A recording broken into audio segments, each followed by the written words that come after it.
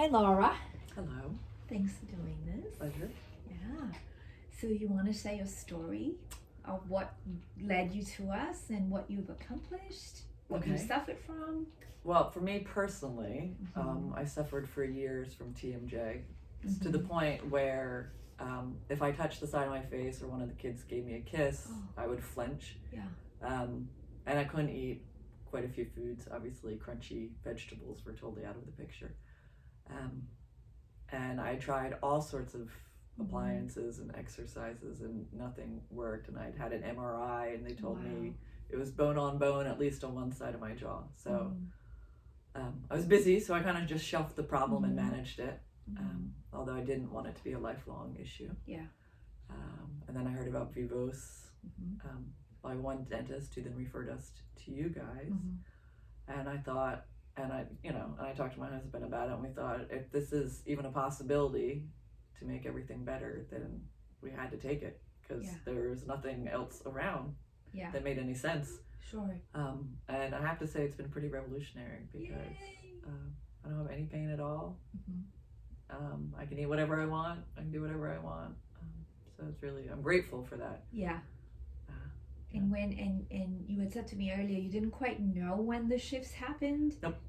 It's just one of those things where suddenly, like by accident, you grab something to eat, or one of the kids, does something, and you realize you're not flinching, or that you're like, oh, hey, wait, that I didn't notice anything, and so you can actually pause and notice the beautiful moment. Right, exactly. Yeah. Rather than like cringing. Yeah, like don't come. And I also think the diet part, where we know eating crunchy foods is healthier for us. Yep. But if you're not able to eat them, then you're I was kind of limited at that point. Yeah.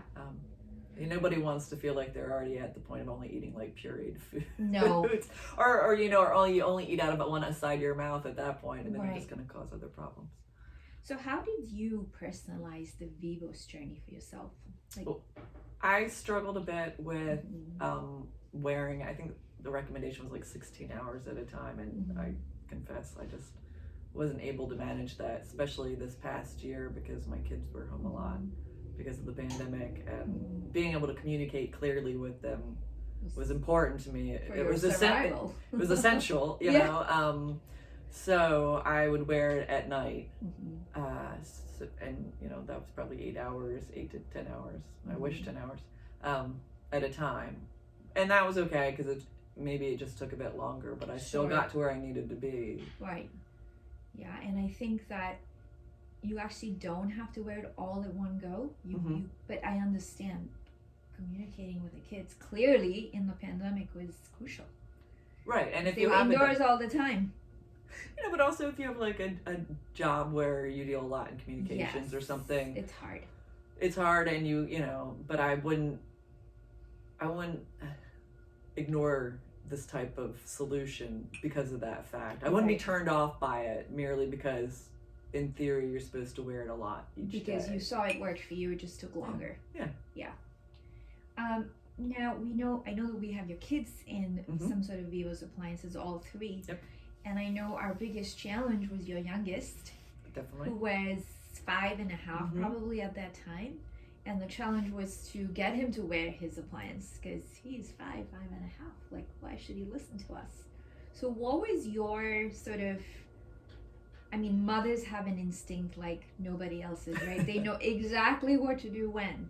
So share with us what you did and how it helped him to get to wear it.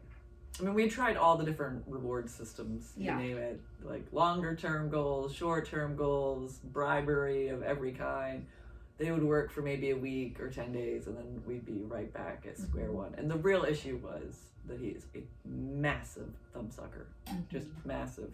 And he does it for comfort, and with ups and downs, his thumb was going in his mouth more rather than less. And I think one day I just finally got fed up with it and decided that was it, enough.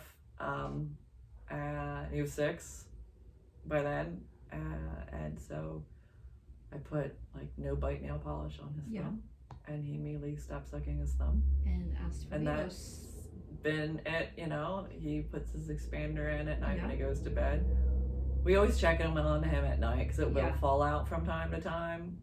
And in a groggy state, we just pop it back in, and he'll wear it until he wakes up the next morning. But he wants it because it replaces his thumb. Yeah, he likes to kind of gnaw on it. Yeah. You can see him kind of working and playing with it. So that's so great.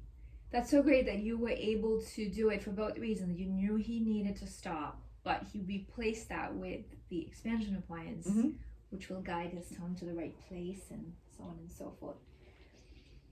So myofunctional therapy with all 3 kids. Nuts, right? Nuts. Yeah. Do they look forward to those sessions? Are they like, no, Mom, I don't want to do it? Are they engaged? Well, they love Sylvana. Yeah. So that's an easy sell right from the beginning. And we have, because my son's very active, we've split it up so that my 10-year-old, my 8-year-old, the girls do it together. Right. And then Arden, my 7-year-old, he does it separately just after, just because it was like mass chaos. So it worked out. And then the girls generally will do their exercises by themselves.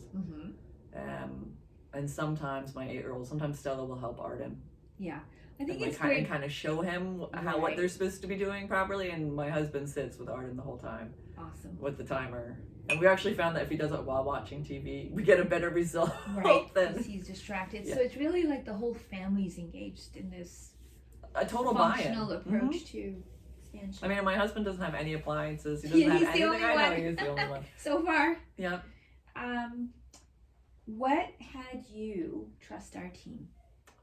Well, I knew it was a new product coming out, and I knew I trusted our old dentist.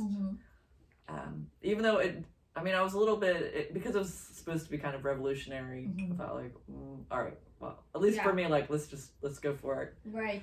And then we came here, and you guys are so welcoming and so friendly, and it's a pleasure. Like, it's just really nice being a patient here. It's a bit like Cheers, how we all walk in. It's, it's very a nice, warm, non-threatening environment. Yeah. Which is really important, because as a kid, I hated going to the orthodontist, and I hated going to the dentist. I mean, just the whole experience. My mom would wait until I got off the bus to tell me. She wouldn't tell me in the morning beforehand, because she knew what it would do. Yeah, exactly, the whole time. And whereas if I tell the kids we're coming to the dentist, they're like, great, we're going, like, woohoo! Yeah. Which is a totally different response. Yeah, isn't that amazing? So I'm grateful that it's such good. Your family just became our family, and I actually just want to say that you helping Arden get off thumb sucking and get him to wear the appliance, it was like you were my team member helping me help him. So it really felt like we're all in it together.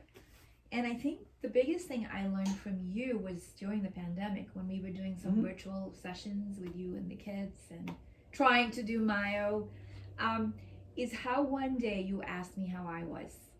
And I told you I was frustrated because I wanted to come and open the office, but I needed disposable gowns stitched in, washed in.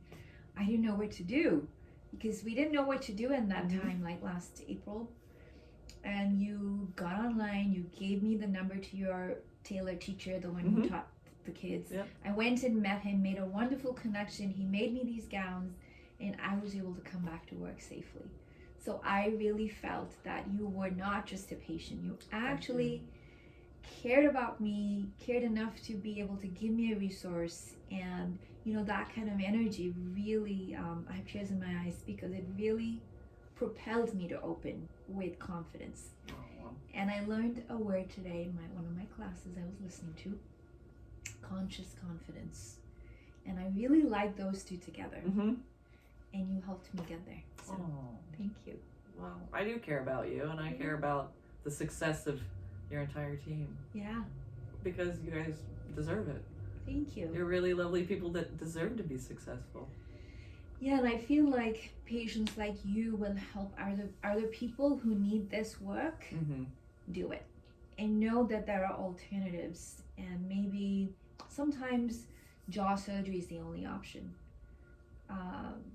But sometimes there are other alternatives to relieving TMJ, breathing better. And we're still learning. We learn something new every single day. So it's great to have you as a patient that I can say, hey, wait a few more months till I learn that thing. So I want to do that thing, not do it right yet. So I'm happy to walk the path with you. Thank you. Anytime.